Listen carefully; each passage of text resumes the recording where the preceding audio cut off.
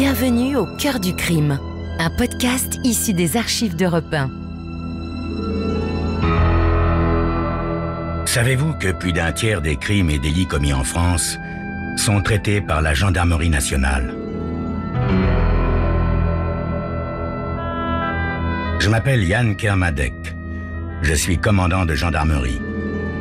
Je dirige une section de recherche dont la mission essentielle est une mission de police judiciaire.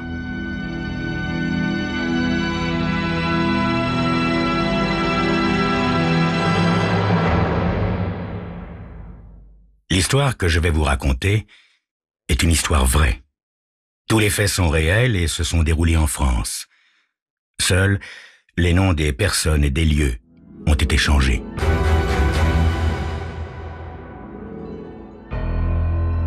Lorsqu'on tient une boutique d'occasion, on peut entendre des histoires qui défient toute logique. Les vieux objets transportent parfois des légendes inattendues et provoquent des drames que l'on ne soupçonnerait pas chez les personnes qui les possèdent. Johnny Hammer passe la majeure partie de sa journée dans son arrière-boutique à astiquer les dernières reliques qu'il a acquises.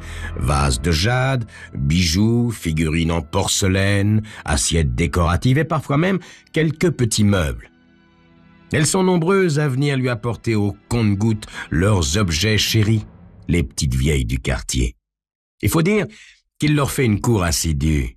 Une anecdote en appelle une autre et Johnny Hammer sait accorder l'attention qu'il convient, prêter une oreille attentive à ce passé en miettes qui est le leur, mais des miettes qui recèlent parfois des petits trésors. Dites-moi, Madame Halls, si vous m'apportiez la paire de boucles d'oreilles de votre tante Alice pour que j'y jette un petit coup d'œil, je suis sûr qu'elle vaut son pesant d'or et que vous êtes loin de l'imaginer. Elle se montre rarement rétive à cette proposition. En général, elle s'empresse dès le lendemain de réapparaître dans la petite boutique en brandissant, d'on ne sait quelle partie secrète de leur toilette, un bijou de famille, ou bien de leur cabas, un objet précieux enrobé de papier journaux. Johnny Hammer se félicite souvent de bien savoir s'y prendre avec elle. Il lui en faudra toujours des petites vieilles pour que vive son modeste commerce. Car ça n'est pas en comptant sur son paresseux d'associé, Harry Walters, qu'il ferait beaucoup d'affaires. Ils se sont connus au régiment, et Harry se croit, pour cela, tout permis. Il n'entend pas le réveil sonner et rate l'heure d'ouverture du magasin sans parler de la tournée des marchés qui l'escamote. Il en revient le plus souvent en bredouille. Une fois, il est même allé jusqu'à dire qu'on lui avait volé le vase chinois qu'il venait d'acheter. Il a mis l'argent dans sa poche, s'est dit Johnny, pour emmener une de ses petites amies en week-end à la campagne, ou bien pour s'acheter une nouvelle chemise de soie. Mais quelle preuve pouvait-il avoir pour l'accuser? Il tient quand même à conserver des relations respirables avec son ami. Il lui a proposé naïvement de devenir son associé parce que Harry rêvait de gagner beaucoup d'argent chez un antiquaire. « Eh bien, tu peux commencer dès à présent en devenant mon associé. » En effet, a-t-il répondu, aujourd'hui c'est une boutique d'occasion, mais dans quelques années, qui sait? Au début, il s'est montré très désireux d'apprendre, mais au bout d'un an, Johnny Hammer a commencé à ne plus tellement dormir sur ses deux oreilles. Ses soupçons grandissent de jour en jour. Il lui semble, par de menus détails, que son ami le vole. Le rapport de comptabilité révèle que l'affaire marche de moins en moins bien et les comptes ne tombent plus justes depuis au moins 6 mois. Lorsqu'il en parle à Harry, celui-ci répond « Mais les vieilles nous font languir, il faudra les relancer chez elles. » Johnny hausse les épaules. Il sort de sa vieille blouse poussiéreuse le petit carnet sur lequel il comptabilise le nombre de visites de chacune d'elles, en notant scrupuleusement tous les objets en instance qu'elles lui ont promis. Le sablier de l'oncle Paul, le pupitre du petit Gilbert, la liste est longue, longue. Tu te trompes, Harry. Elles sont plus généreuses que jamais. Je ne comprends pas. Harry trouve toujours quelque chose à faire dans ces cas-là et laisse son ami en train de se ronger les ongles. Depuis quelque temps, il a même pris l'habitude de prendre des airs arrogants avec Johnny et de répondre d'une façon irritante aux questions qu'il lui pose. Mais tu devrais t'habiller mieux et fréquenter un peu plus les femmes au lieu de passer ton temps à refaire les comptes et cirer des meubles. »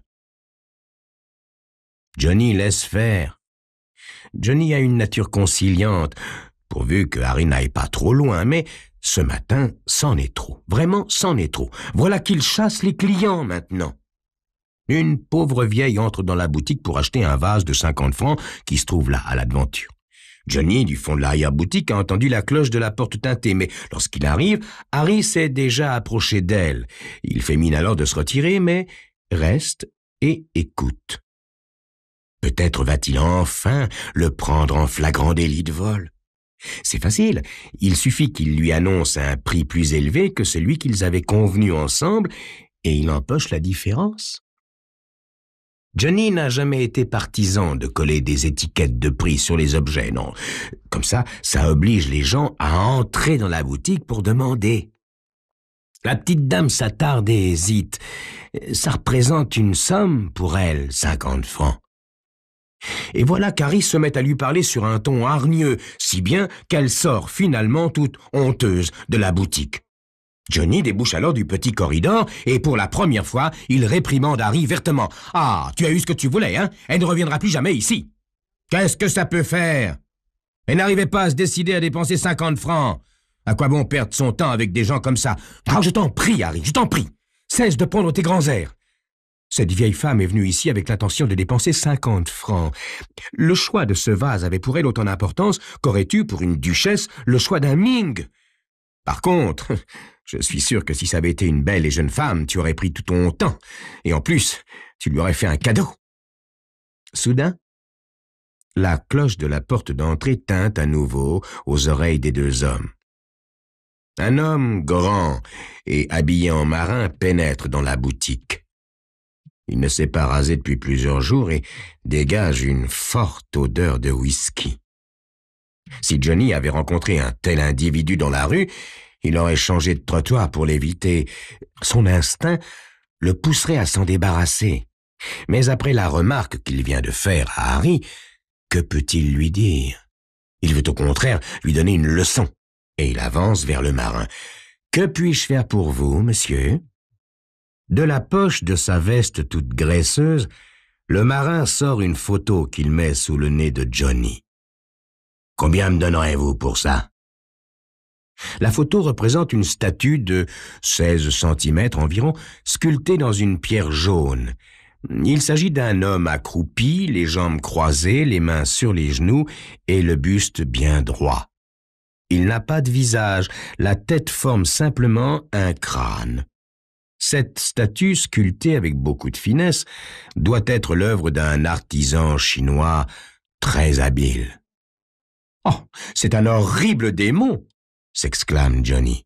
« Ouais, c'est vrai, il est affreux, mais il vaut de l'argent. »« Pour moi, observe Johnny, ça ne vaut pas grand-chose.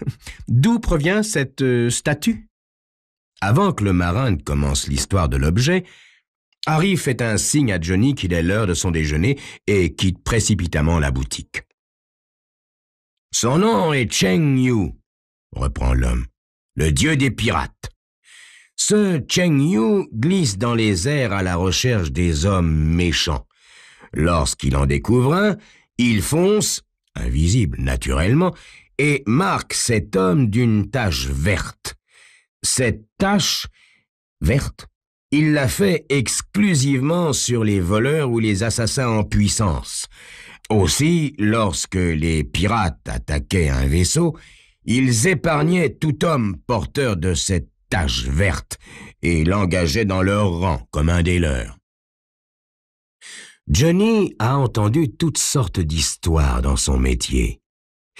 Mais c'est bien la première fois qu'on lui en raconte une comme ça. Cet objet n'est manifestement pas comme les autres. Il ne s'inscrit pas dans une histoire de famille. Cependant, Johnny Hammer est terriblement intrigué. Le vieux marin a très bien pu inventer cette histoire, mais Johnny ne résiste pas à l'envie d'acheter l'objet, sans savoir encore très bien pourquoi. Il regarde l'homme qui attend que Johnny annonce son prix et il réalise qu'il va peut-être enfin savoir si Harry est un voleur grâce à ce test de la marque verte. C'est un moyen sûr et définitif, après tout, qui lui coûtera peu d'efforts. Il suffira qu'il la lui mette entre les mains et le tour sera joué. Johnny Hammer va-t-il pouvoir acheter la statue magique qui lui permettra enfin de prouver que Harry, son associé, n'est qu'un voleur? Ça dépend du prix. Nous serons fixés dans quelques instants.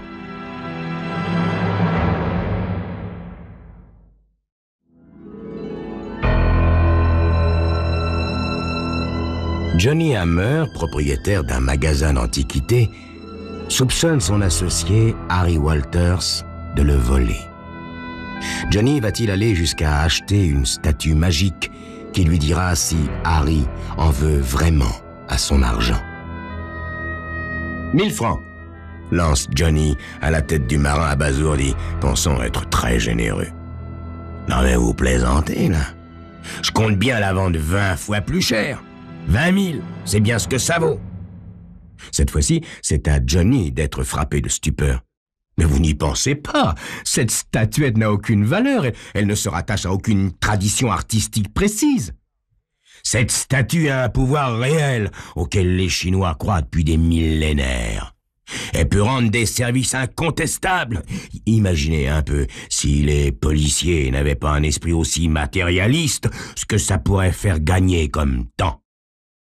Mais enfin, comment pouvez-vous tenir des propos pareils? Vous vous rendez compte à peu près quel genre de pratique dangereuse on arriverait? Il n'y a aucune preuve scientifique à ce que vous avancez. Johnny n'est pas tellement d'accord pour se servir de la statuette à un niveau national. Il trouve ça immoral, mais pour son usage personnel, alors là, c'est une autre histoire. Il laisserait bien volontiers sur Harry Walters. Le prix que lui en demande le marin en vaut-il la peine? Combien le sacrifice devra-t-il faire pour payer toute cette somme? L'homme en face de Johnny semble deviner son hésitation. Malgré ce qu'il vient de lui dire, le marin attend tranquillement au lieu de reprendre la photo. « Ceci dit, reprend Johnny Hammer, il est vrai que cette statuette fait vivre une légende vieille de plusieurs millénaires. Je peux aller jusqu'à 10 000. »« Non, j'ai dit 20 000, répète le marin sans concession. Johnny comprend tout à coup à qui il a affaire. Il n'est pas du tout du genre à se laisser impressionner. Et sans plus tergiverser, il lui demande « Bon, alors, m'accorderiez-vous un crédit, alors ?»« Un délai, sans plus, monsieur, pour que vous puissiez réunir la somme en liquide. » Quelques gouttes de sueur perlent sur le front de Johnny. L'individu n'est vraiment pas commode. Dans sa tête défilent alors tous les biens personnels dont il va devoir se séparer. Les 4 chaises Napoléon III, l'armoire Louis XVI, plus la bibliothèque Charles X vont y passer. Bien. Mardi, j'aurai l'argent. Si vous voulez repasser, Monsieur Lynx. Monsieur Lynx ôte sa casquette de marin, se gratte la tête et remet la photo dans sa poche. Je serai au rendez-vous mardi en 8 avec l'objet. Au revoir, monsieur. Johnny a fort à faire à présent pour réunir l'argent. S'il a enfin la preuve qu'Harry le vole, il saura quoi faire pour se débarrasser de lui plutôt que de rester dans une incertitude qui le ronge. Il engagera alors une véritable enquête et le prendra en flagrant délit. Le mardi suivant, le marin est de retour comme prévu. Johnny s'est arrangé pour être seul un moment. Le globe qui recouvre la statue est volumineux. On la voit en transparence. Et c'est bien celle qui était sur la photo. Johnny Hammer lui tend les billets. L'homme se met à compter. « Merci, monsieur. Y a le compte. » Johnny prend à peine le temps de lui dire au revoir et il s'empare du globe pour le mettre en évidence sur le petit guéridon art déco. « Mon Dieu, qu'elle est laide !» pense-t-il en reculant d'un pas pour la contempler. Puis, il regarde sa montre. Harry va bientôt revenir. Johnny va dans le petit vestiaire et prend soin de refermer la porte derrière lui. Dans le noir, il fait une petite prière. Enfin, la cloche de la porte a tinté. Il reconnaît le pas lent mais confiant de son associé qui s'arrête brusquement. Johnny entr'ouvre la porte juste pour y glisser un œil. Harry est debout devant la statue. Il l'entend dire à mi-voix « Mais qu'est-ce que c'est que ce machin-là » Il s'en approche, se penche et ôte le globe pour se saisir de l'objet. En un instant, Johnny est près de lui. « Oh, tu as les mains vertes! Regarde, tu as les mains vertes! J'avais raison !» s'écrie-t-il, le visage brusquement radieux en s'emparant à son tour de Cheng Yu. Il embrasse sur son crâne tout lisse en le serrant très fort contre lui. Harry l'observe, stupéfait. Il ne l'a jamais vu aussi heureux. « J'ai peut-être les mains sales, mais ça vaut mieux que d'être tout barbouillé et tout vert comme tu l'es. Quand je te vois aussi dégoûtant, je me demande si j'ai bien fait de m'associer avec toi, soupire-t-il. Johnny lève les yeux et s'approche du miroir au-dessus de la cheminée. Il se met à trembler de rage. « Enfin, c'est pas possible !» bredouille-t-il. Il sait bien qu'il n'a pas toujours vendu sa marchandise à son juste prix, mais là, quand même, ce Cheng Yu exagère. De l'autre côté de la petite rue, juste en face, l'homme en habit de marin, adossé contre la vitrine du boulanger, se délecte de la scène qu'il est en train d'observer. Ah, ces statues qui déteignent, non seulement ça rapporte gros, mais en plus, c'est toujours aussi drôle, se dit-il en pouffant de rire.